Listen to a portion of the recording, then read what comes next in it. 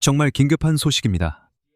러시아가 라망슈 해협 근처에서 영국을 향해 미사일을 발사했습니다.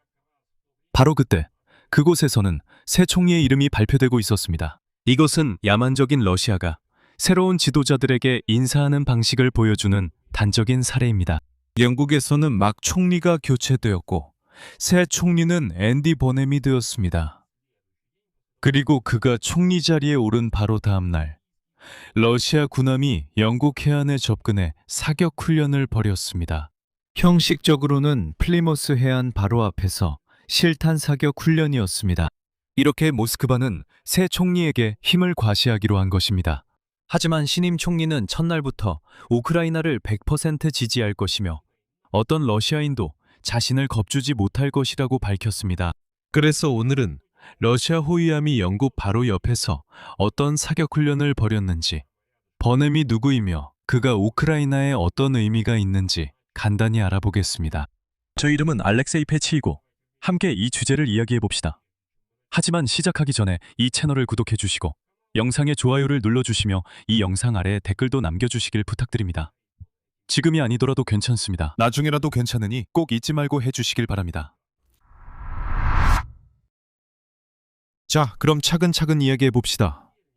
7월 25일 러시아 함선이 영국 해안에 접근해서 무턱대고 미사일을 쏘기 시작했습니다. 러시아 호위함 네우스트라시미가 약 40회리 떨어진 국제해역에서 실탄 사격이 포함된 포병 훈련을 실시했습니다. 이곳은 플리머스에서 남쪽으로 약 70km 떨어진 곳입니다. 플리머스는 영국 남서부에 위치한 항구 도시입니다. 훈련은 약 30분간 진행됐습니다. 이게 대체 뭐였을까요? 러시아 측은 끝내 설명하지 않았습니다. 그냥 멈춰서 미사일을 쏘기 시작했고 이것이 훈련이라고 발표했습니다. 영국인들은 그 배를 밀착 감시하고 있었습니다. 러시아 호위함을 그동안 왕립 해군의 순찰함이 감시했고 공중에서는 프랑스 군용기가 감시하고 있었습니다. 즉, 한 척의 러시아 선박에 대해 영국 측과 동맹국인 프랑스 측이 즉각 반응한 것입니다. 입수된 정보에 따르면 네우스트라시미 호위함은 사격 훈련 전에 불과 몇 시간 전에 영국 순찰함에 자신의 의도를 알리고 안전거리를 유지해달라고 요청했습니다. 이런 훈련은 보통 며칠이나 몇 주 전 미리 통보하는 게 일반적입니다. 영국 국방부의 표현은 다음과 같습니다. 러시아 군함이 왕립 해군의 추적을 받으며 플리머스 남쪽 약 40회리 떨어진 국제해역에서 실사격 훈련을 실시했다.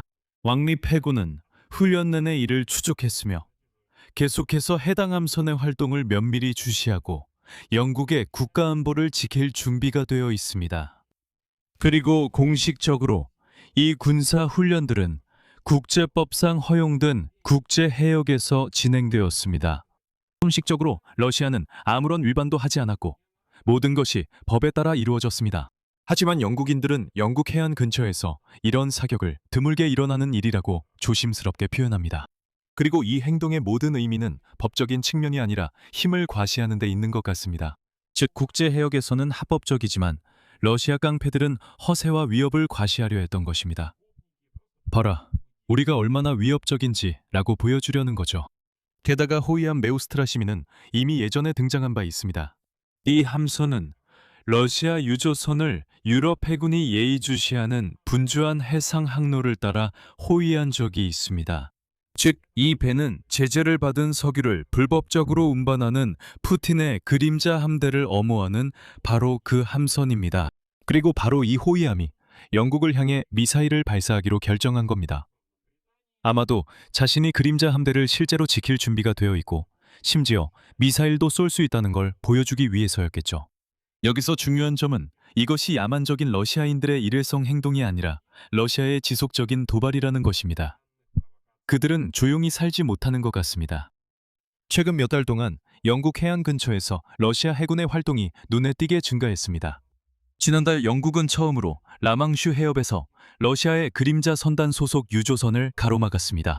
그리고 같은 시기에 러시아 군함이 라망슈 해협에서 일반 요트 근처에서 경고 사격을 했습니다. 영국의 전 총리 키어 스타머는 이를 매우 우려스러운 사건이라고 표현했습니다. 그는 이런 일이 일어나선 안 된다고 했습니다. 이는 무모한 행동이며 요트에 있던 부부도 분명히 공포에 떨었을 겁니다. 그냥 상상해보세요. 이 멍청이들, 러시아인들이 일반 요트가 근처에 있는데도 그냥 경고 사격을 한 겁니다. 그냥 평범한 부부가 탄 일반 요트였습니다. 그런데 이 바보들이 그냥 미사일을 쏘기 시작했어요. 마치 이 그림자 함대의 유조선을 건드리지 말라고 경고하는 것처럼요. 이 배는 국제 해역에서 불법적으로 떠다니고 있는 선박입니다.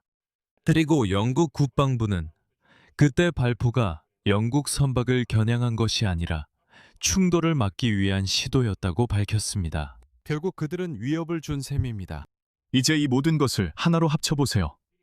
전날 있었던 그림자 함대의 유조선 차단 사건까지요. 요트 바로 옆에서 경고 사격을 해 그 요트에 있던 영국인들은 크게 놀랐을 겁니다. 이제는 실탄 사격 훈련까지 플리머스 근처에서 진행되며 본격적인 위협이 들고 있습니다. 영국에서 정권이 교체된 날이었습니다. 즉, 러시아는 체계적으로 해상에서 영국의 반응을 떠보고 있고 분명히 새 총리를 첫날부터 시험해 보기로 한 것 같습니다. 이제 모스크바가 이런 식으로 맞이한 영국의 새 총리가 누구인지에 대해 말씀드리겠습니다. 앤디 버넴은 7월 20일에 키어 스타머를 대신해 그 자리에 올랐습니다. 그는 오랜 기간 노동당 정치인입니다. 그는 2001년에 처음으로 국회에 입성했습니다. 그리고 그레이터 맨체스터 시장으로 유명해졌으며 이로 인해 북부의 왕이라는 별명을 얻었습니다. 버넴은 즉시 정부를 개편하며 스타머의 측근들을 내각에서 제외했습니다. 중요한 임명도 있었으니 이 인물을 알면 이해에 도움이 될 것입니다. 그리고 재무장관에는 존 힐리가 임명되었습니다. 그는 전 국방장관이었고 우크라이나에 대한 군사 지원을 직접 감독했던 인물입니다. 그래서 이건 정말 좋은 소식입니다. 재무장관이 아주 훌륭합니다. 지원은 확실히 계속될 것입니다. 그리고 외교와 국방수장 자리도 버넴의 새로운 팀에서 다른 인물들이 맡게 되었습니다. 그리고 두 사람 모두 이미 우크라이나를 지지한다고 밝혔습니다. 첫 연설에서 버넴은 국내 문제에 중점을 두었습니다. 생활비 상승에 맞서기 위한 10년 계획을 약속했습니다. 그리고 더 인간적인 방식의 통치를 약속했습니다. 하지만 외교 정책에 대해서는 곧바로 방향 전환이 없을 것임을 분명히 했습니다. 그래서 굳이 논의할 필요도 없습니다. 우크라이나에게는 특별히 달라진 것이 없습니다. 버넴은 첫날부터 영국의 우크라이나 지원이 확고하고 단호하게 유지될 것임을 확인했습니다. 다우닝가에 따르면 버넘은 볼로디미르 젤렌스키와의 대화에서 러시아의 침공으로부터 우크라이나를 방어하는 데 있어 영국의 확고한 의지를 재확인했습니다. 버넘은 이렇게 말했습니다.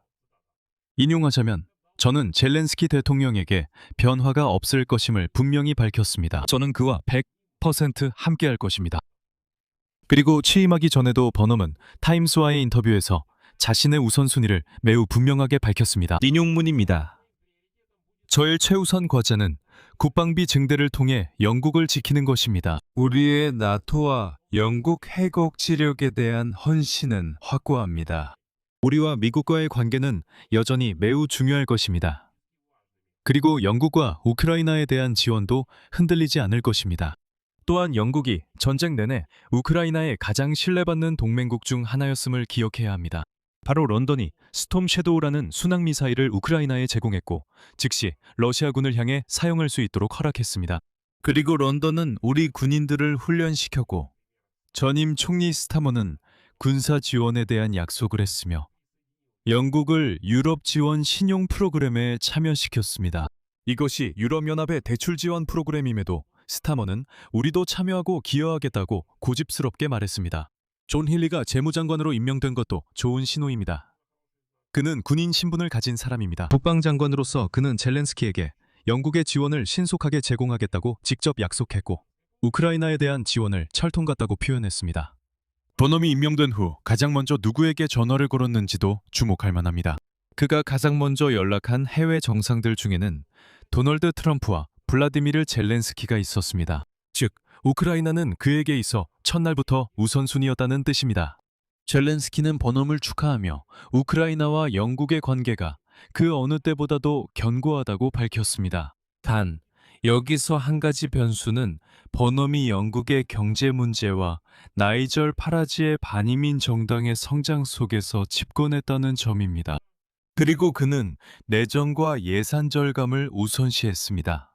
그래서 여기서 중요한 질문은 런던이 앞으로도 우크라이나에 대한 높은 수준의 군사 지원을 계속할 만큼 자금이 충분할지 여부입니다. 그러나 첫 발언만 봐도 정치적 의지는 여전했습니다. 결론적으로 간단히 말하면 영국에서는 총리가 교체되었고 이른바 북부의 왕인 앤디 버넴이 들어섰으며 러시아는 그의 집권 첫날부터 러시아는 강경한 태도를 보이기로 했습니다. 네우스트라시미오 프리기탐이 영국 군함과 프랑스 항공기의 감시 아래 플리머스 해안에서 사격 훈련을 벌였습니다. 하지만 모스크바가 영국의 새 총리, 즉 신참을 겁주려던 계산은 통하지 않은 것 같습니다. 버넘은 첫날부터 우크라이나를 100% 지지하겠다고 선언했고 확고한 지지를 재확인했으며 러시아의 위협으로부터 방어와 방위력 강화를 최우선 과제로 삼겠다고 밝혔습니다. 우크라이나에게 이는 핵심 동맹국이 계속 우리와 함께한다는 의미입니다. 런던에서 정권이 교체되었지만 우크라이나에 대한 지지 방침은 전혀 변하지 않았습니다. 그래서 러시아가 영국 해안에서 힘을 과시했지만 아무런 인상도 주지 못했습니다. 오히려 반대였습니다. 러시아가 영국의 진짜 적이 누구인지, 그리고 이런 러시아 야만인들로부터 방어하기 위해 실제로 더 많은 돈을 국방에 투자해야 한다는 점을 다시 한번 상기시켜 주었습니다. 여기서 말을 줄이겠습니다. 여러분의 의견과 결론을 이 영상 아래 댓글로 남겨주시고 채널 구독과 알림 설정 그리고 좋아요도 잊지 말아주세요.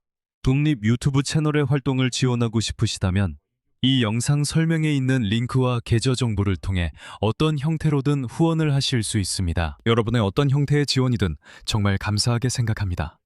바로 여러분의 지원 덕분에 저희가 존재하고 계속 활동할 수 있습니다. 오늘은 여기까지입니다.